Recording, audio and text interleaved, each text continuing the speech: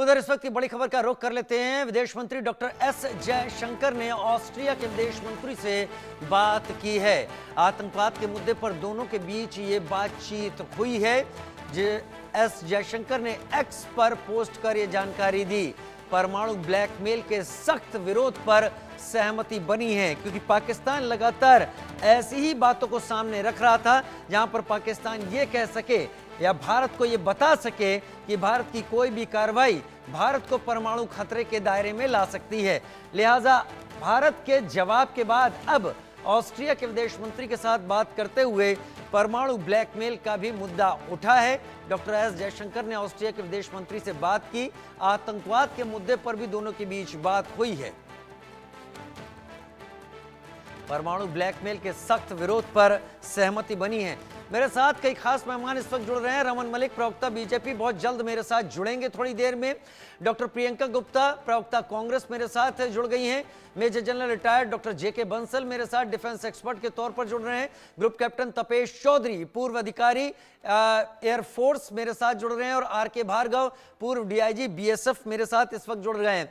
मैं कोशिश करना चाहता था कि बीजेपी और कांग्रेस के प्रवक्ताओं से या नेताओं से और पार्टी का प्रतिनिधित्व करने वालों से पहले बात करूं, लेकिन उम्मीद है डॉक्टर रमन मलिक तब तक आ जाएंगे जब तक मैं डॉक्टर प्रियंका गुप्ता से बात करता हूं। डॉक्टर प्रियंका गुप्ता, शुरुआत में आपके साथ ही करूंगा। ऑपरेशन सिंदूर और उसके बाद के असर, ये सब कुछ आपसे भी छिपे नहीं है। तस्वीरें भी आपने देखी होंगी, सरकार के रिएक्शन को भी आपने देखा होगा। क्या कांग्रेस समझती है कि इस दौरान पाकिस्तान को एक बड़ा सबक दिया जा चुका है? डॉक्टर प्रियंका गुप्ता। देखिए राजीव जी, सबसे पहले तो मैं ये कहना चाहूंगी कि ऑपरेशन सिंदूर की सफलता पर किसी को भी और हमारे देश की सेना के शौर्य पर किसी को भी शक नहीं है, और ना कभी था ना कभी होगा।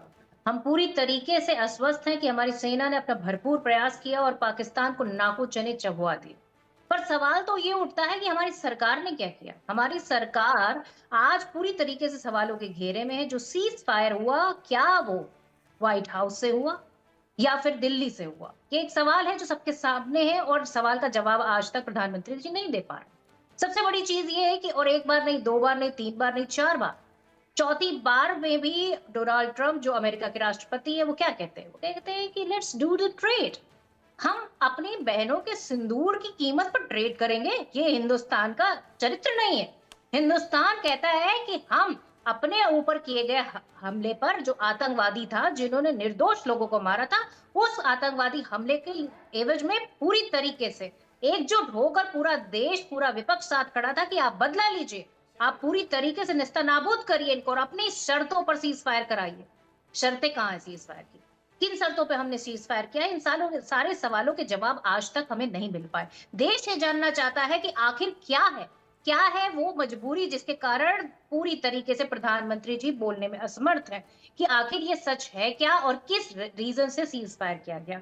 सीज फायर की शर्तें कहाँ है? अगर हम सीज फायर करते हैं, उसके बाद लगातार जिस तरीके से आप देखिए 5-5 घंटे तक पाकिस्तान की सेना पूरी तरीके से हमारे निर्दोष लोगों को, वहां के नागरिकों को पूरी तरीके से टारगेट करती रही, लोग घायल होते रहे, हमने अपने देश की सेना के वीर शहीदों को जो है खोया, हमने उन आम नागरिकों को खोया, हमने हर कीमत चुकाई है, आतंकवाद को खत्म करने की हर एक कीमत चुकाई है।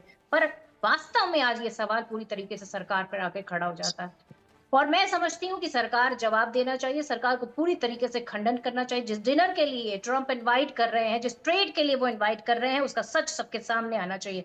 क्या हम ट्रेड इस शर्तों पर करेंगे? क्या हम अपने देश के आतंकवाद को इसलिए जो है पूरी तरीके से उस ऑपरेशन को खत्म करेंगे, इसलिए खत्म करेंगे कि हमें ट्रेड करनी है? और ट्रेड हमें करनी है, मतलब हम विश्व का सबसे बड़ा बाजार है। हम किसी से कम है? हम मैन्युफैक्चरिंग में किसी से कम हो सकते हैं, हम कंजम्पशन में किसी से कम हो सकते हैं, हम तो किसी से कम है ही नहीं।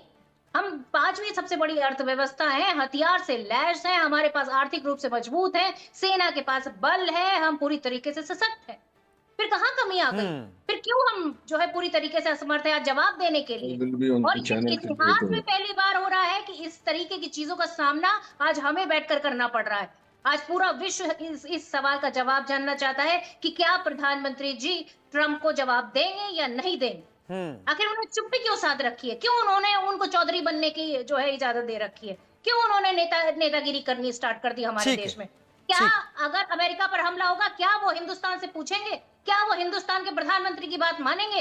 इन सवालों का जवाब कौन देगा? मुझे नहीं ये लगता मैं कि जानना चाहती मुझे हूँ। नहीं लगता इससे पहले कभी अमेरिका ने ऐसा कभी पूछा भी था, क्योंकि 9/11 के बाद अमेरिका ने अपने वक्त लिया, अपने कमिटमेंट को दोहराया, और एबटाबाद में ओसामा बिन लादेन को मारने के बाद ही अमेरिका चुप बैठा था। ये बात, आपके सवाल यहाँ पर बहुत जायज़ हैं, बहुत सही हैं। उम्मीद करूंगा रमन मलिक बीजेपी से मेरे साथ जल्दी जुड़ेंगे तो उनसे यही चीज़ें पूछूंगा। लेकिन मैं जब मेजर जनरल जेके बंसल आपका रुख कर देना चाहता हूं।